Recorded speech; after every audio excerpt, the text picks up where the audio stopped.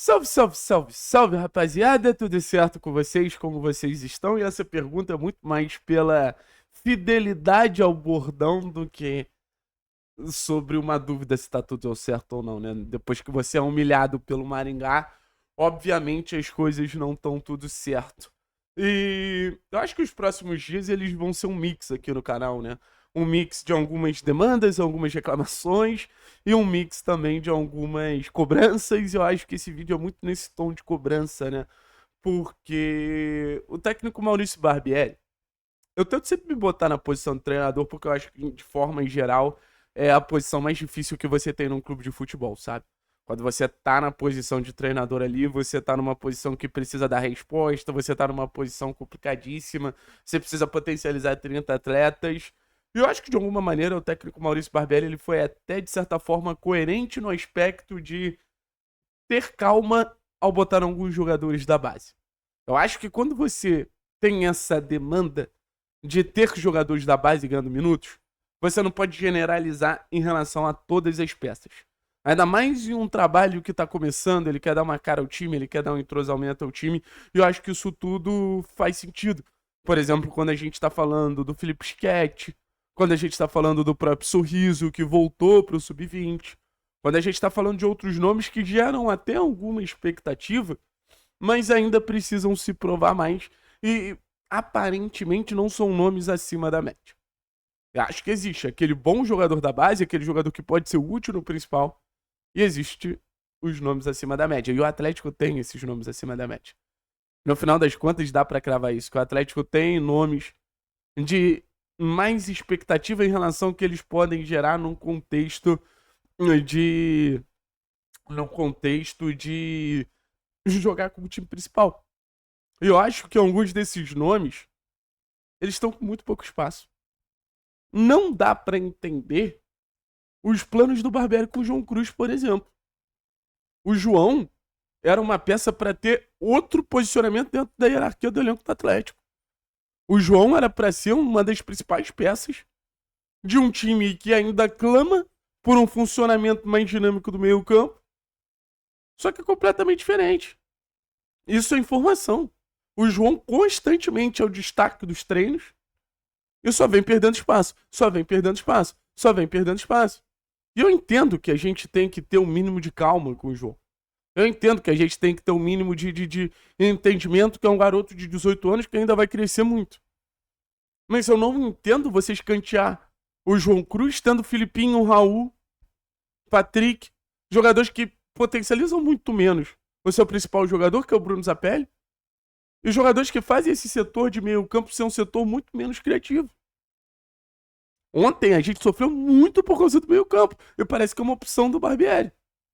Quando você tem um problema e você tem a solução, e você opta não utilizar a solução, cara, o seu treinador tá optando continuar com o problema.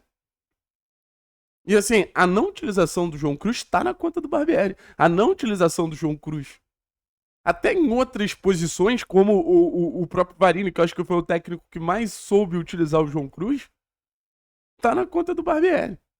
O Barbieri, pô, pelo fato de eu tentar entender alguns contextos do Barbieri, não é que eu aprovo tudo do que o Barbieri faz, não. E acho que é um grande recado que a gente tem para a segunda divisão.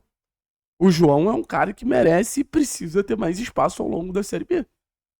Senão a gente vai continuar sofrendo nesse processo de marcar, é, marcar e ter criatividade ali no meio campo. Porque os nossos volantes não oferecem essa dinâmica, oferecem muito mais um jogo sem bola. Um jogo com bola a gente sofre bastante. E o João oferece esse jogo sem bola e o jogo com bola. Aí você tem outros casos.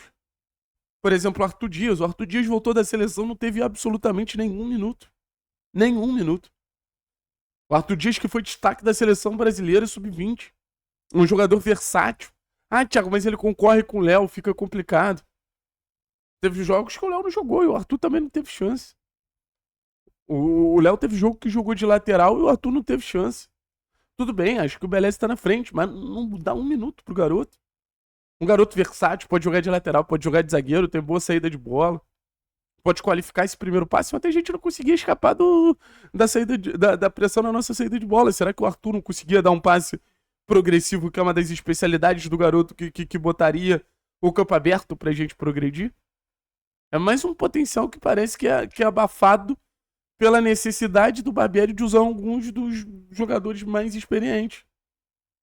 E volto a dizer, não é Riquelme, não é Chiquete, não é Sorriso. Mas são jogadores que mereciam ter mais minutagem. Por exemplo, o Léo Derick. O Léo Derick machucou, tudo bem. Mas ontem mesmo, jogando com 3 zagueiros.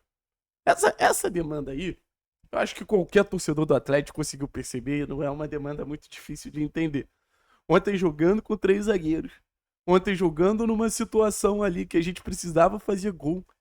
Cara, não tem mundo que esse Fernando ele seja a reserva do Léo Derick.